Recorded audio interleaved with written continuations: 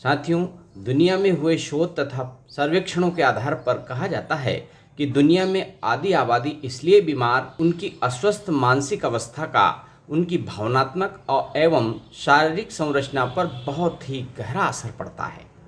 साथियों, university of Florida medical school के doctor Franklin एबॉक के अनुसार सामान्य अस्पतालों में जो बीमार मरीज रहते हैं उनमें से 1/3 मरीज तो शारीरिक रूप से बीमार हो सकते हैं और 1/3 मरीज भावनात्मक एवं शारीरिक रूप से मिले जुले अस्वस्थ होते हैं। किंतु साथियों, जो 1/3 जो मरीज होते हैं वो विशुद्ध रूप से भावनात्मक रूप से बीमार होते हैं। इसलिए साथियों, जब आपको ऐसी स्थिति बने भावनात्मक रूप से आप अस्वस्थ हों तो आप क्या करें। और मुझे लगता है, जैसा कि डॉक्टर फ्रैंकलिन ने कहा कि ऐसे 50% लोग हैं, पर मैं इसमें और इसका दायरा बढ़ाना चाहता हूं। तो लगभग 60% ऐसे लोग हैं जो भावनात्मक रूप से बीमार हैं। ऊपर से ज़रूर आपको अच्छे दिखाई दे रहे हों, किंतु उनकी भावनाएं जो है वो पीड़ित दिखाई देते हैं। तो इसके लिए हमें क्या करना चाहिए साथियों?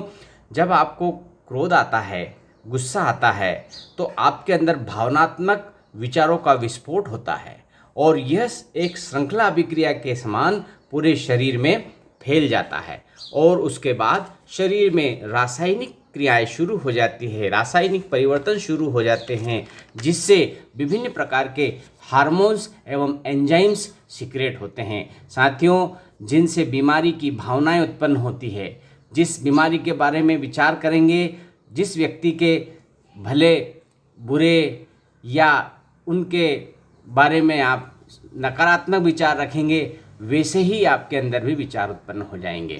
तो अगर साथियों ये प्रक्रिया कुछ दिन तक लगातार आपके शरीर में होती रहे तो आप शरीर की सामान्य अवस्था में निश्चित रूप से गिरावट आएगी और फिर आप बीमार हो जाएंगे।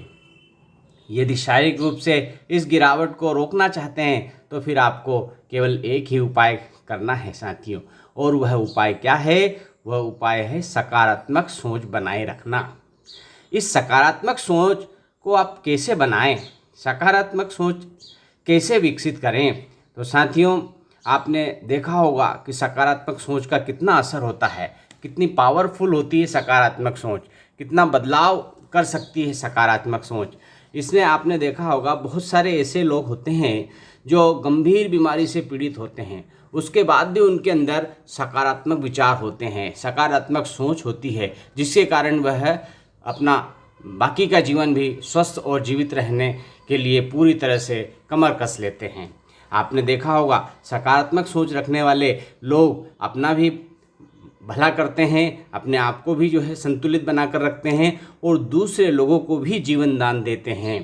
विभिन्न परिस्थितियों में हमने देखा है।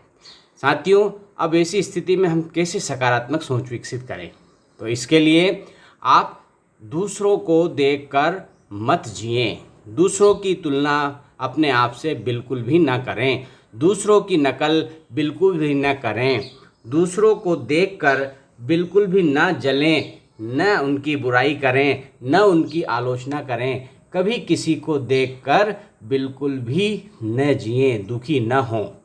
ऐसा करने से हमारे शरीर के अंदर विकार उत्पन्न हो जाते हैं और मन अशांत होने लगता है। इसलिए हम दुखी होने लगते हैं तथा बीमारी का प्रवेश हमारे शरीर में हो जाता है और हम भावनात्मक रूप से बीमार रहने लगते हैं।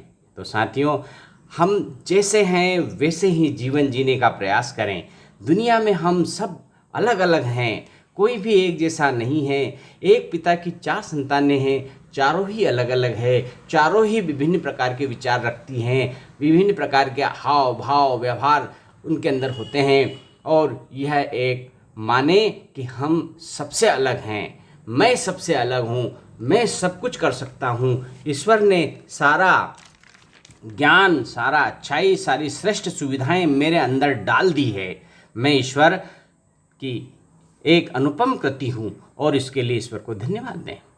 अपने आप आसपास के नज़ारे के प्रकृति के प्रति धन्यवाद ज्ञापित करें, उसे निहारें, प्रतिदिन मुस्कुराने की आदत डालें और वर्तमान क्षण में जीने का प्रयास करें। साथियों, हमेशा याद रखें, दूसरों की थाली में झांकने की आदत छोड़कर अपनी थाली का भोजन प्रेम पूर्वक करने की आदत डाल लें। बस यही सकारात्मक चिंतन का बहुत बड़ा महत्वपूर्ण पहलू है। तुलनात्मक चिंतन न करें। सबका अपना प्रारब्ध होता है, अपना भाग्य होता है। आपकी मेहनत सही समय पर सही जगह पर अगर आपने लगाई है तो आपको ज़रूर सफलता मिलेगी, चाहे उसमें थोड़ी देर हो जाए। इसलिए धैर्य से भी आपको काम लेना है। कहा गया है माली सींचत सौ घड़ा, ऋतु आवत फल होत। इसलिए जब आपका समय आएगा आपको ज़रूर उसका फ़ायदा होगा।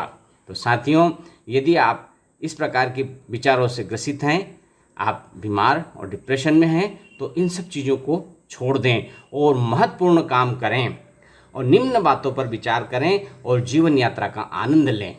साथियों, सकारात्मक सोच, पॉजिटिव थिंकिंग रखें, क्योंकि सकारात्मक शरीर के लिए उन पोषक तत्वों के समान होती है जिनकी हमें रोजाना जीने के लिए ज़रूरत होती है। और ये सकारात्मकता जीवन यात्रा का आनंद देने के लिए इसकी ज़रूरत है। प्रतिदिन खुद सकारात्मकता का टॉनिक का डोज लेते रहें और अपने आप से ये बातें कहें और इन पर प्रतिदिन विचार करें। क्या करें? मैं किसी दूसरे से अपनी तुलना नहीं करूँगा, क्योंकि हर व्यक्ति अलग है।